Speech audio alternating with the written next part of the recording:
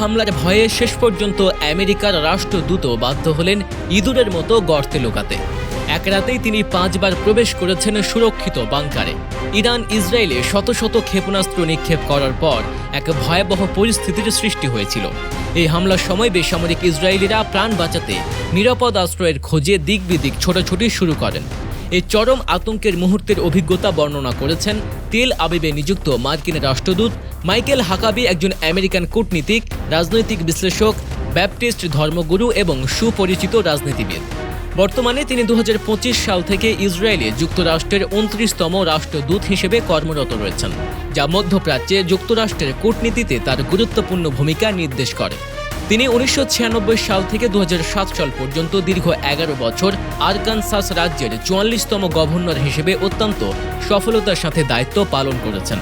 তার নেতৃত্বকালে আরকানসাস রাজ্যে বিভিন্ন নীতি ও উন্নয়নমূলক কাজ বাস্তবায়িত হয়।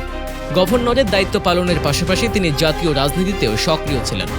শনিবার 14 জুন সামাজিক যোগাযোগ মাধ্যম এক্সে দেয়া এক পোস্টে তিনি স্বীকার করেছেন যে ইরানি হামলার ভয়ে তাকে 5 বার বাংকারে আশ্রয় নিতে হয়েছে।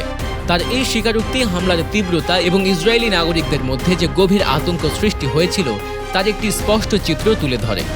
একজন কূটনীতিক হয়েও মাইক হাকাবির এমন ব্যক্তিগত অভিজ্ঞতার বর্ণনা বুঝিয়ে দেয় যে পরিস্থিতি কতটা ভয়াবহ ছিল এবং ক্ষেপণাস্ত্র হামলা ইসরায়েলের জনজীবনে কতটা সরাসরি প্রভাব ফেলেছিল। তার এই পোস্ট বিশ্বজুড়ে এই সংঘাতের ভয়াবহতা সম্পর্কে একটি বাস্তব ধারণা দিয়েছে এবং এটি প্রমাণ করে যে যুদ্ধকালীন পরিস্থিতি সাধারণ মানুষের জীবনকে কিভাবে প্রভাবিত করতে পারে। পোস্টে তিনি আরও জানিয়েছেন, ক্ষেপণাস্ত্র হামলার মধ্যে তার একটি কঠিন রাত কেটেছে।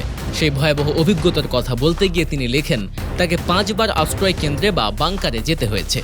একজন শীর্ষস্থানীয় কূটনীতিকের এমন ব্যক্তিগত অভিজ্ঞতা থেকে বোঝা যায় সাধারণ মানুষের জীবন কতটা ঝুঁকির মুখে পড়েছিল।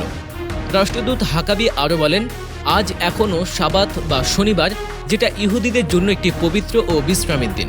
এই দিনে সব কিছু শান্ত থাকা উচিত।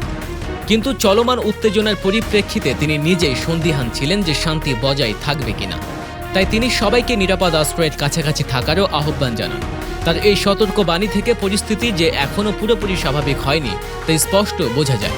এর আগে শনিবার সকালেও ইসরায়েলের রাজধানী তেল আবিব ও জেরুজালেমে নতুন করে বিস্ফোরণের শব্দ শোনা গেছে। এই ঘটনাগুলো ইঙ্গিত দেয় যে ইরানের হামলার রেশ এখনও কাটেনি এবং ইসরায়েলি নিরাপত্তা পরিস্থিতি এখনও অত্যন্ত নাজুক। এই অস্থিরতা আঞ্চলিক শান্তি ও স্থিতিশীলতার জন্য বড় ধরনের হুমকি হয়ে দাঁড়িয়েছে। শনিবার 14 জুন সকালেও ইসরায়েলের রাজধানী তেল আবিব ও জেরুজালেমে নতুন করে বিস্ফোরণের শব্দ শোনা গেছে, যা ইসরায়েলের চলমান অস্থির পরিস্থিতিকে আরও স্পষ্ট করে তুলছে। এই নতুন বিস্ফোরণগুলো ইঙ্গিত দেয় যে ইরানের হামলার রেশ এখনও কাটেনি এবং পরিস্থিতি এখনও অত্যন্ত উত্তেজনাপূর্ণ। এমন পরিস্থিতিতে ইসরায়েলের ডিফেন্স ফোর্স তাদের নাগরিকদের সুরক্ষায় জরুরি পদক্ষেপ নিয়েছে। আইডিএফ এক বিবৃতিতে বাসিন্দাদের নিরাপদ স্থানে আশ্রয় নিতে আহ্বান জানিয়েছে এবং পরবর্তী নির্দেশনা না দেওয়া পর্যন্ত সেখানেই অবস্থান করার কথা বলেছে। এই নির্দেশনা ইসরায়েলি কর্তৃপক্ষের সর্বোচ্চ সতর্কতার ইঙ্গিত বহন করে এবং নাগরিকদের নিরাপত্তা নিশ্চিত করার জন্য নেওয়া একটি গুরুত্বপূর্ণ পদক্ষেপ। এই সতর্কতা জারি প্রমাণ করে যে যুদ্ধ পরিস্থিতি এখনও পুরোপুরি নিয়ন্ত্রণে আসেনি এবং যে কোনো মুহূর্তে নতুন করে হামলা হওয়ার আশঙ্কা রয়েছে।